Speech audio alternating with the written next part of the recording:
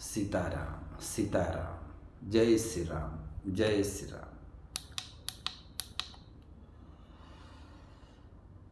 आप सभी नारायण भक्तों को हमारी ओर से प्यार भरा जय श्री कृष्ण, जय श्री राम, जय श्री सीताराम।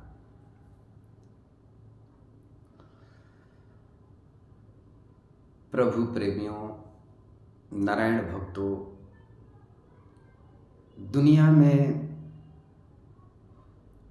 यदि कोई मित्र बनाने का पात्र है या पात्र होता है, वो होता है माता पिता। यदि दुनिया में सबसे ज़्यादा विश्वास करने का यदि कोई चीज़ है और जिस पर हम छाती ठोक कर के विश्वास कर सके, अगर वो कोई पात्र है तो वो है माता पिता। इनसे बड़ा कोई मित्र नहीं होता है। दो जगहों पर हम आंख मूंद कर हमें विश्वास करना चाहिए। यहाँ कुछ भी किंतु परंतु सोचना नहीं चाहिए। एक भगवान और दूसरे माता पिता। लेकिन आज ऐसी दुर्भाग्यता है इस समाज की, जो अपनी पत्नियों की बातों को मान करके लोग अपनी माता पिता का निरादर करते हैं। अपनी पत्नियों को बातों को मान करके लोग अपने माता पिता का अपमान करते हैं। कई कई लोग ऐसे मिलने आते हैं और कहते हैं कि गुरुजी, आज हमारे बेटा ने हम पर हाथ उठा दिया, आज उसने हमें गाली दिया, ऐसी ऐसी शब्द बोलता है गुरुदेव कि हम आपसे बोल नहीं सकते। तो मैं उनसे कहना चाहता हूं कि याद रखना, तुम नर्क के दरवाजे खोल रहे हो, तुम्हें नर्क में भी जगह नहीं मिलेगा। अरे भूल गए, 9 महीना तक अपने गर्भ में रखी है मां ने। 9 महीना के बाद तुम बाहर आए तो पता नहीं तुम्हारी खुशी के लिए उसने कितने सुखों का बलिदान दिया, कितने लोगों से तुम्हारे लिए लड़ती थी। जो चीज तुम्हें भा जाए, अपने को जीव को मार करके वो चीज तुम्हें ला करके देती थी। कितने कष्टों से तुम्हें पाला पोसा, सब भूल गए तुम, ये केवल साल भर 2 साल के प्रेम के लिए। और आजकल समाज में यही हो रहा है कि ये जो बचिया है, प्रेम का एक हवा चला है।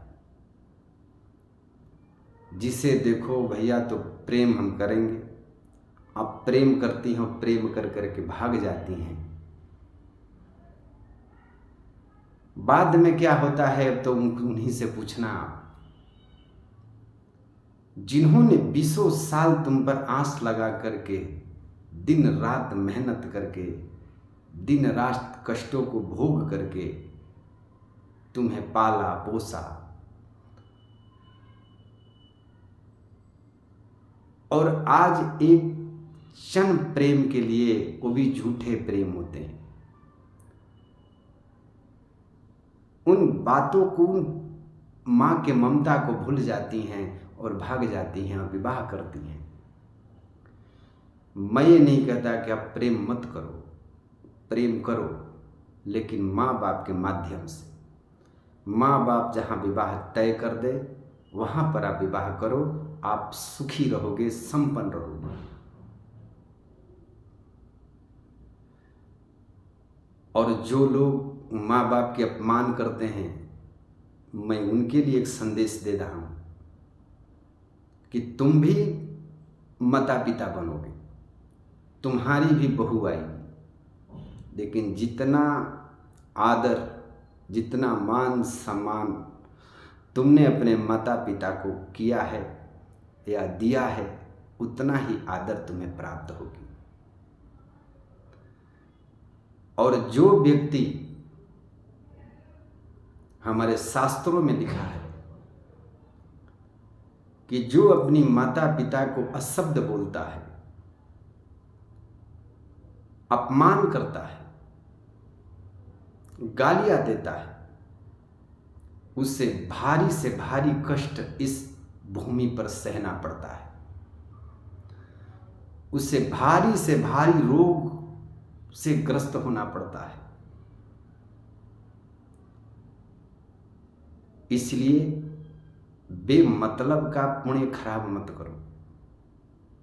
हाँ ठीक है, पत्नी ने ऐसा कहा, सुन लेना, हमारा काम है। किसी ने कह दिया कि आपका कौआ कान लेकर के दौड़ रहा है, तो हम कौआ के पीछे पहले दौड़ेंगे कि पहले अपने कान को देखेंगे? अरे पत्नी तो ये 2-4 साल से आई है, पर माँ ने तो तुम्हें छोटी से बड़ी किया, माँ ने तो तुम्हारी परवरिश किया, तुमको छोटा से बड़ा की है। तुम्हें तो अनुभव होना चाहिए कि ये जो हमारी पत्नी जो हमें कह रही है, ये बात सत्य है कि झूठ है।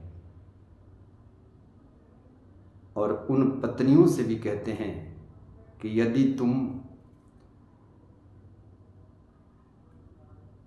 झूठ बोल करके अपनी सासू माता का अपमान कराती हो, घर में कलह करती हो, तो तुम्हें भारी से भारी नरक भोगना पड़ेगा। और याद रखना, आज तुम बहू हो, कल तुम भी सास बनोगी, तो कहीं इससे बुरी गति होगी। फिर परमात्मा को मत कोसना, ये हमारे साथ क्या हो रहा है। फिर भगवान से प्रश्न नहीं करना कि प्रभु ये हमारे साथ इतना बड़ा कष्ट क्यों हो रहा है। उन तकलीफों को याद करना। इंसान पुण्य करता नहीं, पर पुण्य का अधिकारी पहले बनता है। और इंसान पाप करता है सो पाप लेना नहीं चाहता है। तो ये भेजे में बात उतार लेना, कभी भी भाई माँ बाप का अपमान मत करो, निरादर मत करो।